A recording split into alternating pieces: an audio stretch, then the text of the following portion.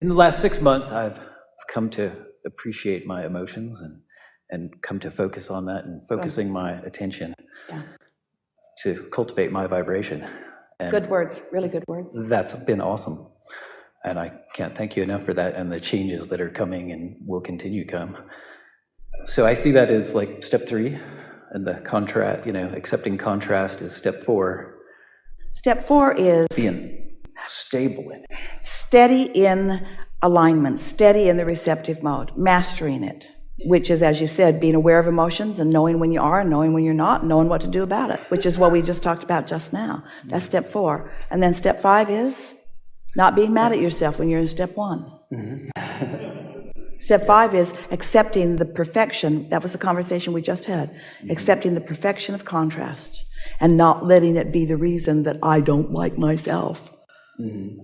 Let's get rid of that hot button once and for all. Yeah. It's a process. Yeah. But I see where it's going, and I'm excited about that. Yes. I'm curious about how with society and all of this. So right now I feel like there's a precipitation occurring through teachings like yours where people are becoming conscious of the fact that they do control their own reality, just like I'm one of them.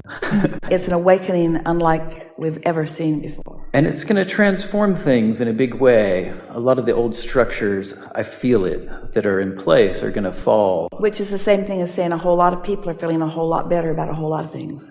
Right. So there's an evolutionary trajectory to what's going on. And I guess my curiosity is in that, so the contrast helps us to expand. So we've got universal energy, we're expanding, and that's what we're about. Because the contrast caused you universally, collective consciously, to create a big vortex and sources there with that knowledge, projecting that vibration of what you all have created, and more like you are getting in the receptive mode and realizing the perfection of what you've dreamed into place. And so that's awesome. Isn't it? But the most awesome part of it is not that life's going to be over here better. The most awesome part of it is that you all get to watch it happen. You all get to be part of it happening. Mm-hmm. One thought at a time, one dance at a time, one song at a time, one joyful realization at a time. Yeah. Nice. Yeah. So as we're going there, as we're going through life as an individual in this mix, seeing that trajectory and wanting to sort of help it, or is there almost like a universal efficiency? Well, you're better off to accept that it is underway. It's like when you get in your car, you don't get under the hood and try to pull pulleys and push pistons. You accept that your car doesn't even have some of those now. Mm-hmm. And so you do what you do. You decide where you're going to go and point it in that direction. Mm-hmm. You don't try to be the engine that makes it work. Right. So what is the satisfaction of having more hands-on? That's what we want to hear from you. Because there is satisfaction in being in the receiving mode and following that impulse. There is satisfaction having your hands in the clay. That is hugely satisfying. The hands in the clay, that's sort of another aspect of this question, is like I find myself with my hands in the clay a lot, and when your hands are in the clay, well, you get dirty, and there's contrast that arises. We're going to interrupt that. you again just for a moment. Can you hold your place? Uh-huh.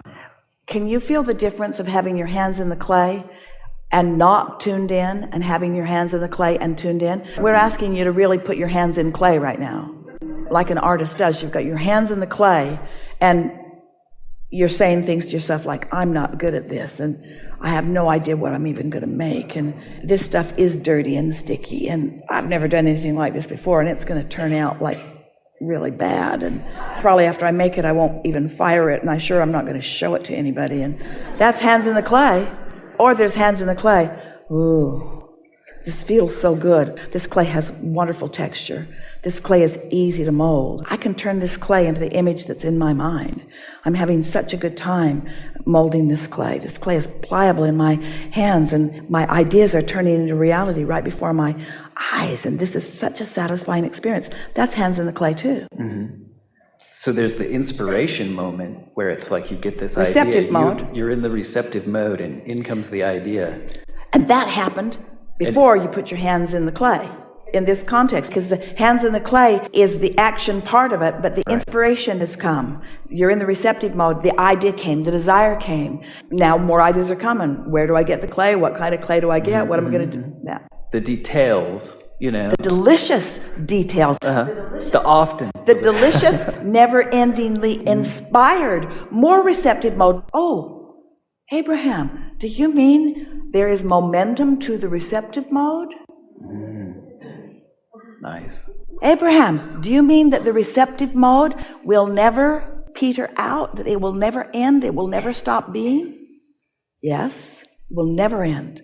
You get in the receptive mode and it just goes and flows and surprises and delights in your never-ending, joyful becoming. Do I ever take my hands out of the clay? No. You just are receptive with your hands in the clay, or not receptive with your hands in the clay? You got your hands in the clay. You came born with your hands in the clay. Got your hands in the clay. You can like it or not. You can enjoy the molding process, or you can not enjoy the molding process. But you can't stop sifting through. You can't stop giving birth to desires. You can't stop creating a vortex. And we will never stop responding to your vortex. But you do have a choice about whether you've got your hands in the clay in the receptive mode or your hands in the clay in the not receptive mode. Those are your options. You have a choice of being happy or being miserable. You have those choices. And the true mastery is all about that, isn't it? That's going to be immensely valuable to me. I can feel it. Well, you have been immensely valuable to all of us, because where you are, what you're asking, the way you presented it has produced an understanding that has not been before into all of the universe. That was really good molding. Thank you.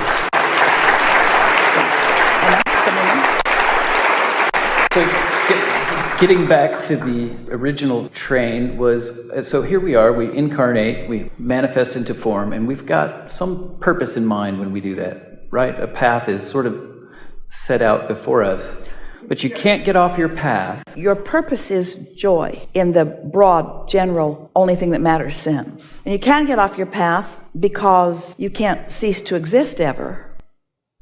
But you can be bogged down by the resistance on your path, or you can be, with clarity, navigating around it joyfully. Have you ever gone on a trip to some place that was open and wide? There was no contour to the land. There was no contour to the road. It was just straight and flat and same, miles and miles of nothing but miles and miles. So you know what that feels. And sometimes that's satisfying. We're not saying that it isn't. But then by comparison, have you ever been on a sweetly, blissfully, winding, curving, interesting road where around every bend there is a new vista, there's something else to see? You have to stay focused because the road requires your attention. And can you feel the satisfaction in there not being a straight line between where you are and where you want to be? In other words, there is interest in the maneuvering, in the managing, in the up and down and over and around and through. There's interest in the developing your skills and getting very good at it and acquiring equipment that handles it better and better. In the big old bus that weighed 60,000 pounds and was 45 feet long with a car behind it and so wide that they squeaked through toll booths with an inch on either side, straight, big, flat roads were really appreciated. But when Esther got in her little Audi R8, she wanted the mountain passes. She wanted to feel what that engine could do. She wanted that engine to have to give her all it had in order to maintain her 80 miles an hour going up a high mountain. In other words, you see what we're getting at? There's such interest in the contrast. If it's not frightening you, if Esther had been on that mountain pass in that bus, there are switchbacks that say, if your vehicle is longer than 26 feet long, don't come down this road. And Esther would say, I hear you and I'm not coming. Because she knew what it was like, what it took to turn that bus. There were some roads, a road in Sedona. She so wanted to go up Oak Creek Canyon with that bus, but she knew better. There were turns that she could not make. But in the Audi, that's the road she wanted to be on. And so what we're saying to you is, as you prepare your equipment, as you gather your equipment, which is your vibrational prowess, and as you manage it and understand it, then you will feel invincible. which is on the opposite end of the stick of fearful. You will feel clarity, which is on the opposite end of the stick of confusion. And in that clarity and in that empowerment and that knowing, then the whole world is exciting to you. And we promise you, you won't be asking for the contrast to go away, because it isn't your problem. And your ability to navigate through all of it makes your life more interesting, you see. But in the beginning, most don't think that. They think, oh, if my friend would be easier, I would be having a better life.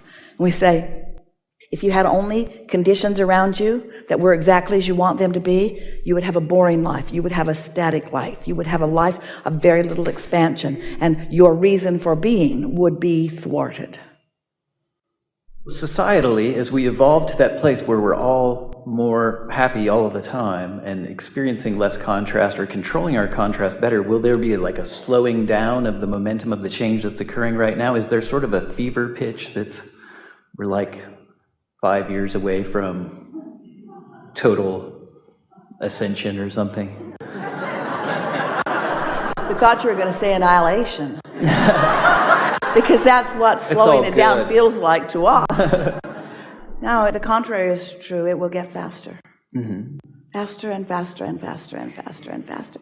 Faster and faster and faster, with more and more potential for satisfaction. Because the better you are at it, the more you will enjoy your involvement in it. Yeah. It's only, and we don't mean this about you, it's only an unskilled vibrational navigator that wants it to slow down. The more skilled you are in your vibrational navigation, the more you thrill at the idea of it speeding up. Yeah. And it is speeding up. Yeah. This part that we were talking about between the vibration and the realization of an idea and the manifestation of it is much shorter today than ever before.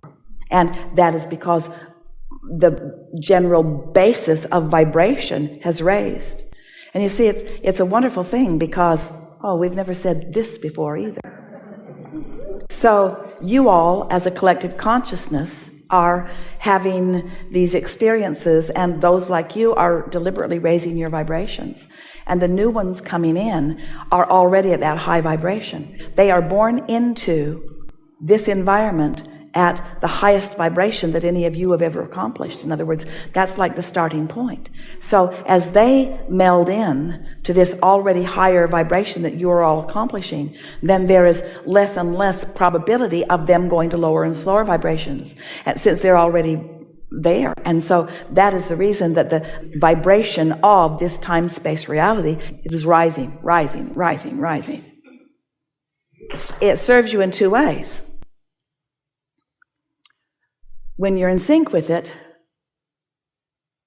it's delicious. And when you're not, you know it. So you become more willing to accept that good that feels good is good. And that's really what's happening planetarily. That's what this movement is all about. That's the value that this platform has added value to the world in this significant way. More and more people are willing to accept the value of feeling good. And that sounds odd to those like you, but there are a whole lot of people that still believe, not as many of them, that still believe that if it feels good, it probably isn't.